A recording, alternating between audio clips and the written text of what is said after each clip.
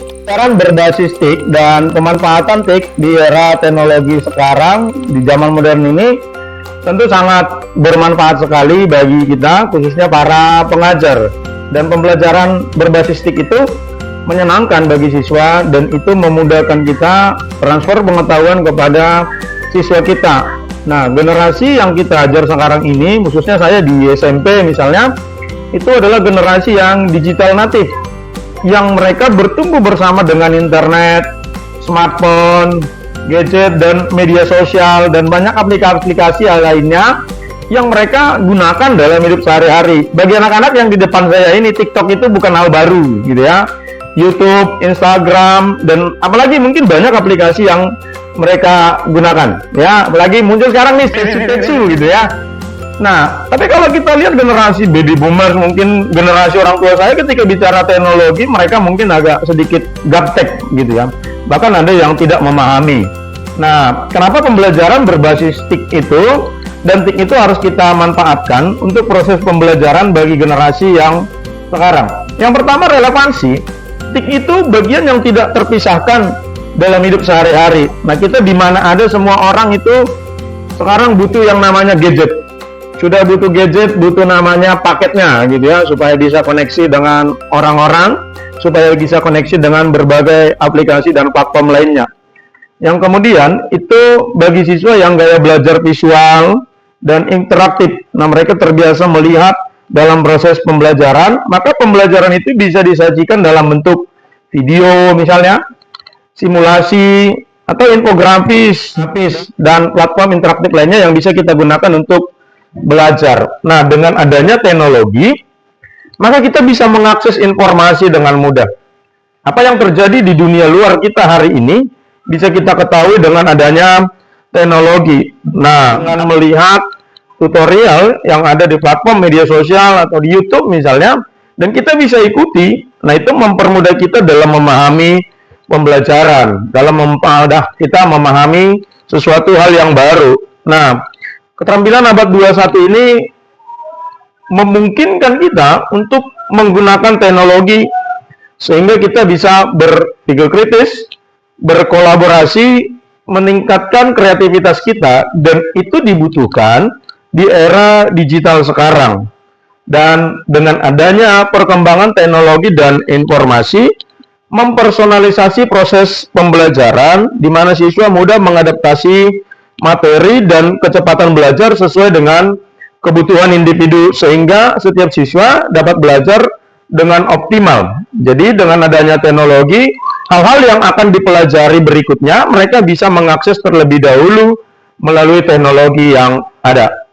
Beberapa tindakan konkret yang bisa kita gunakan dalam pemanfaatan TIK dalam proses mengajar, misalnya kita gunakan LMS yang berfungsi mengelola materi, mengelola tugas, dan kuis atau interaksi antara guru dengan siswa, misalnya di Google Classroom, sehingga materi bisa diakses kapan saja dan di mana saja. Tapi harus dipastikan koneksi internetnya stabil, gitu ya, sehingga ini bisa juga membantu proses belajar siswa yang tidak terbatas pada ruang dan waktu, dan konten-konten pembelajaran itu bisa diakses menjadi lebih kreatif. Di samping itu kita perlu mengajarkan mereka literasi digital supaya ketika mereka menggunakan teknologi harus memahami keadaan online-nya sehingga mereka aman, menghargai privasi, lalu etika digital, dan critical thinking terhadap teknologi itu sendiri sehingga penggunaannya itu menjadi positif. Yang berikutnya, teknologi itu bisa kita dapatkan umpan balik yang instan.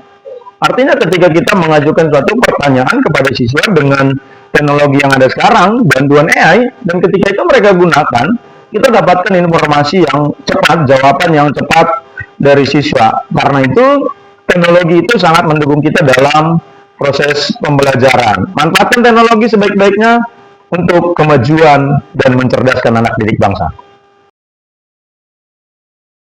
Banyak lagi yang bisa kita manfaatkan.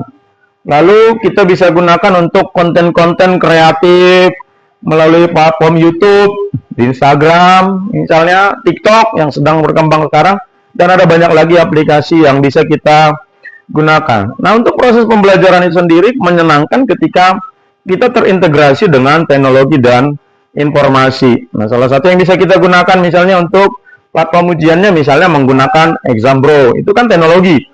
Atau kita bisa menggunakan Google Form, itu juga teknologi. Atau kita bisa menggunakan Quizzes, itu juga bagian dari teknologi informasi. Atau kita bisa menggunakan Kahoot, nah itu juga bagian dari teknologi informasi. Nah, berikut ini saya akan sajikan bagaimana Kahoot itu digunakan dalam proses pembelajaran ketika kita sedang membuat soal. Ini dalam bentuk kuis saja, hal yang sederhana yang akan dilakukan oleh siswa. Yuk kita lihat.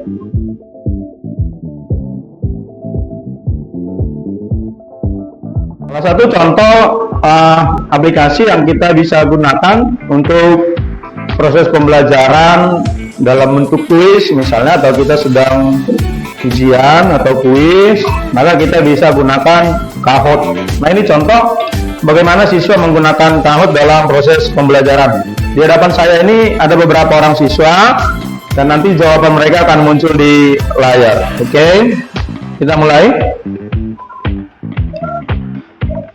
Nah, kita lihat mata pelajarannya agama. Oke. Kuis. Oke, soalnya muncul. Nah, waktu mereka untuk menjawab itu 20 detik. Itu kita bisa atur berapa lama mereka waktunya untuk menjawab satu soal. Nah, setelah mereka jawab, nanti akan kelihatan langsung poin dari jawaban mereka. Oke. Waktunya habis. Sekarang kita lihat hasilnya. Ya, dan di log 37 982 itu untuk soal yang pertama. Kita masuk ke soal berikutnya. Ini juga berpengaruh terhadap kecepatan mereka menjawab dan kebenaran dari jawaban pilihan mereka.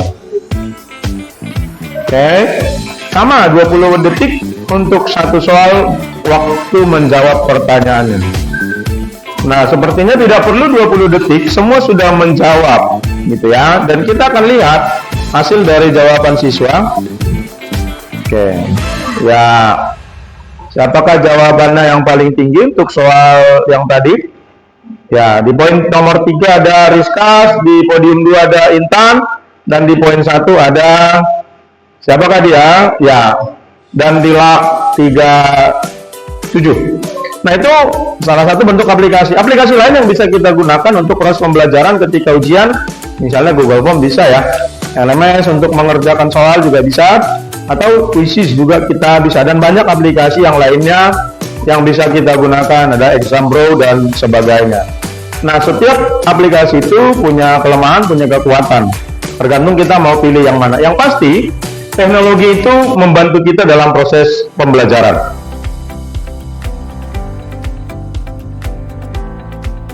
Pembelajaran berbasis teknologi itu menyenangkan bagi siswa.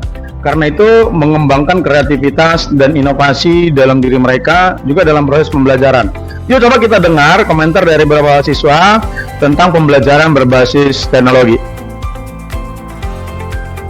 Belajar menggunakan teknologi itu menyenangkan, prosesnya lebih cepat dan gak ngebosenin. Belajar menggunakan teknologi itu menyenangkan dan terasa seperti bermain sambil belajar. Belajar menggunakan teknologi itu menyenangkan karena teknologi dapat digunakan untuk memecahkan masalah dan membantu banyak orang yang sedang kesusahan. Belajar menggunakan teknologi bisa menyenangkan karena dapat membuka peluang baru dalam karir, pendidikan, dan kehidupan sehari-hari. Belajar dengan teknologi itu dapat menyenangkan karena memungkinkan akses informasi yang lebih luas dan mudah. Belajar menggunakan teknologi sangat menyenangkan dan bisa dilakukan kapan saja dan di mana saja. Belajar dengan menggunakan teknologi itu menyenangkan karena dengan teknologi kita bisa belajar bersama orang dari berbagai negara. Belajar menggunakan teknologi itu sangat menyenangkan karena teknologi dapat mendorong partisipasi aktif siswa dalam pembelajaran. Di komentar beberapa siswa tadi dapat kita simpulkan, nah ternyata strategi pembelajaran yang berbasiskan dengan TIK itu lebih menyenangkan bagi mereka. dan terupdate dengan kondisi zaman sekarang yang sudah melek teknologi, melek digital. Nah, kiranya pembelajaran kita ke depan semakin update dengan teknologi-teknologi yang ada.